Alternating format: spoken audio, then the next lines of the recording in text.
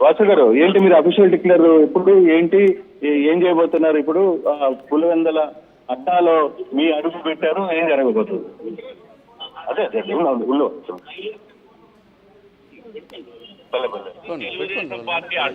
Telugu Desam party Kadapa జిల్లా కూడా మొన్న ఉమ్మడి కడప జిల్లాలో 10 సీట్లలో 7 సీట్లు గెలిచాం.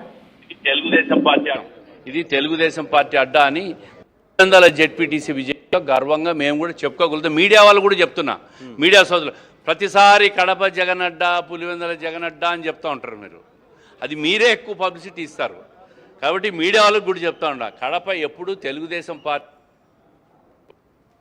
ఈ జిల్లా ప్రజల అడ్డా. ఎవరి అడ్డా? ప్రజా తీర్పు. సో ఇప్పుడు మీరు ఇచ్చిన కొన్ని హామీలు నెరవేర్చే ప్రక్రియ స్టార్ట్ అవుతుందా ఇక పులివెందుల్లో పూర్తిగా కూడా?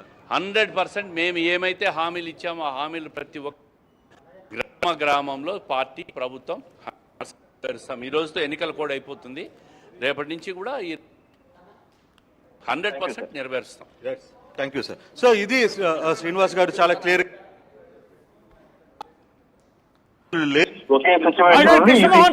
ఒంటిమిట్లో కూడా లీడ్ పెరుగుతోంది. ఒంటిమిట్లో కూడా ప్రస్తుతానికి 5,806 ఓట్లతో టీడీపీ ముందంజలో ఉంది. సో వైసీపీకి కేవలం 1,423 ఓట్లు అక్కడ పోలవుతూ ఉన్నాయి. సో ఒంటిమిట్లో కూడా వైసీపీ కంప్లీట్ గా ఒక కొలాప్స్ అవుతున్న పరిస్థితి కనబడుతోంది. సో ఓవరాల్ గా ఒంటిమిట్ట ఎలక్షన్ సంబంధించి మనం చూస్తే కనుక టీడీపీ 4,383 ఓట్ల ఆధిక్యతతో చాలా వేగంగా ముందుకు దూసుకెళ్తోంది. సో రెండు చోట్ల కూడా టీడీపీ విజయ డంకా మోగించింది. విజయ డంకా మోగించి తమ జెండాని రెప్పరెప్పలాడించింది. టీడీపీ పచ్చ జెండా ఈ రెండు జెడ్పీటీసీ ఎన్నికల్లో కూడా రెప్పరెప్పలాడింది. ఏడాదిలోనే చాలా మార్పులు వచ్చాయి, చాలా జరిగిందని చెప్పి వైసీపీ కూడా కొంత ప్రచారం చేసే ప్రయత్నం చేసింది. ఏమంటే కంప్లీట్ గా క్రైమ్ పెరిగిపోయిందని రకరకాలుగా ప్రచారాలతో హోరెత్తించింది. అక్కడ కూడా వైఎస్ అవినాష్ రెడ్డి ప్రత్యక్షంగా రంగంలోకి దిగి ఆయన ఇంటింటికి వెళ్ళి ప్రచారం చేశారు. చేతులు జోడించి తమకి ఓటు వేయండి అని చెప్పి అందరినీ అభ్యర్థించడం మొదలుపెట్టారు. హేమంత్ రెడ్డి అటువైపుగా సుబ్బారెడ్డి ఇద్దరి పేరిట అక్కడ పెద్ద ఎత్తున ప్రచారంలో పాల్గొన్నారు ఆయన. కానీ ఆయన ప్రచారాలకి ఏ మాత్రం కూడా ఫలితం లభించలేదు. ప్రజలంతా మేమంతా టీడీపీ వైపుగానే ఉన్నామని చెప్పి పట్టం కట్టారు. అటు మారెడ్డి లతారెడ్డిని ఇటు కృష్ణారెడ్డిని ఇద్దరిని కూడా విజయ తీరాల వైపుగా పంపించి విజయ డంకా మోగించారు. కొన్నేళ్ల రాజకీయ చరిత్రకి ఇప్పుడు ఒక ముగింపు పలికింది టీడీపీ.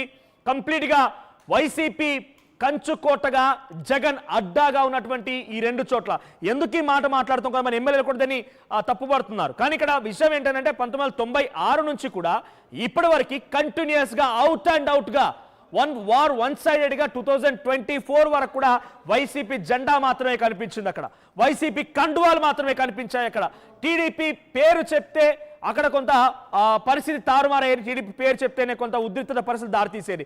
అటువంటి పరిస్థితి నుంచి ఇది మా అడ్డా అంటూ జగన్ పైన టీడీపీ విజయడంకా మోగించింది. మనం రిజల్ట్స్ చూస్తున్నాం. పులివెందులో ఆల్రెడీ గెలిచేశారు. పులివెందులో మారెడ్డి లతారెడ్డి విజయడంకా మోగించారు.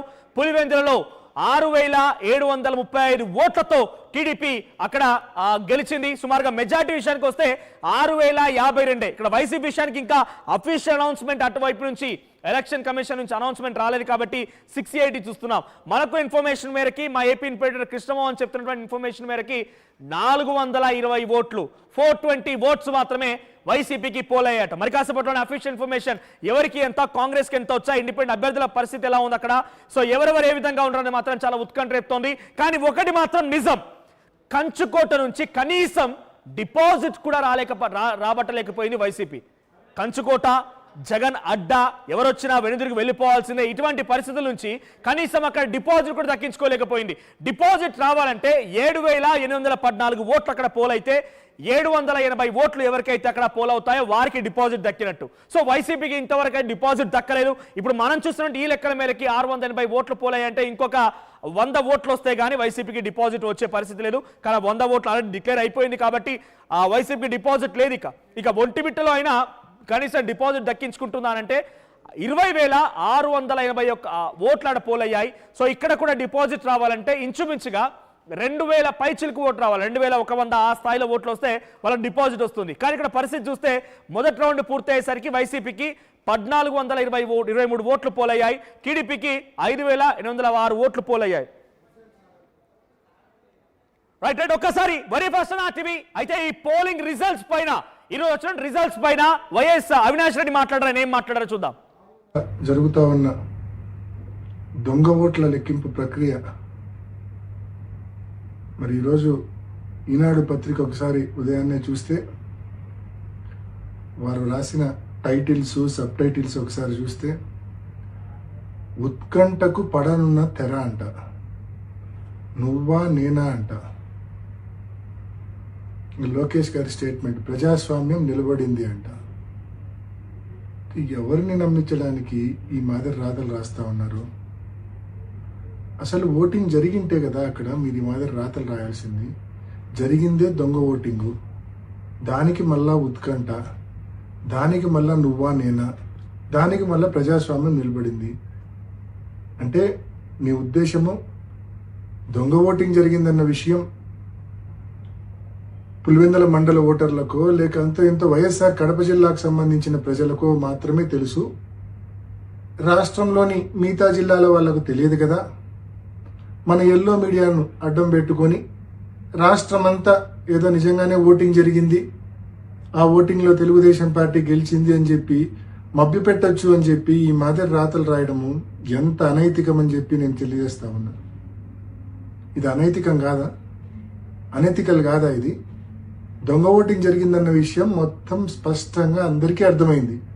అయినప్పటికీ మీరు ఈ మాదిరి రాతలు రాస్తా ఉన్నారంటే మీ న్యూస్ పేపరు మీ ఛానల్ ఎంత అనైతికలో ఒకసారి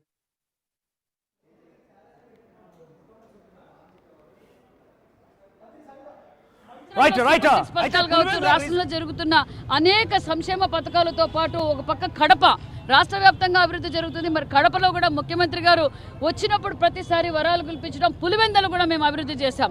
ప్రజలకు కూడా అర్థమైపోయింది, జగన్మోహన్ రెడ్డి గారు అధికారం కోసం తన కుటుంబ సభ్యుల్ని హతమారుస్తారు.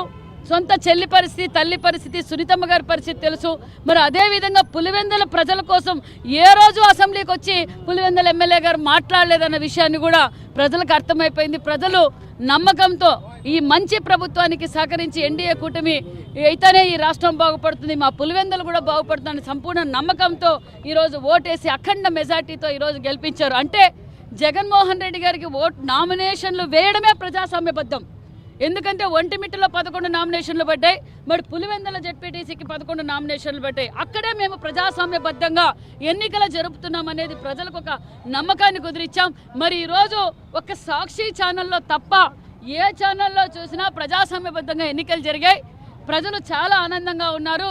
ఎందుకంటే వాళ్ళు కోరుకున్న విధంగా ఈరోజు మెజార్టీ తెచ్చినందుకు కూడా ప్రజలకు మరి కార్యకర్తలకు అదేవిధంగా సమిష్టిగా ఈరోజు ఎన్డీఏ కూటమి నాయకులు సమిష్టిగా ఈరోజు మేమందరం పనిచేసాం. వారికి కూడా ప్రత్యేకతమైన ధన్యవాదాలు తెలియజేస్తూ మరి ఇందాక రాంప్రసాద్ రెడ్డి గారు చెప్పినట్లు మరి చంద్రబాబు నాయుడు గారికి, లోకేష్ బాబు గారికి ఇది ఒక గిఫ్ట్ అనే విషయం తెలియజేస్తున్నాం. దగ్గరలో కడప స్వీప్ అవుతుందన్న విషయాన్ని కూడా తెలియజేస్తున్నాం.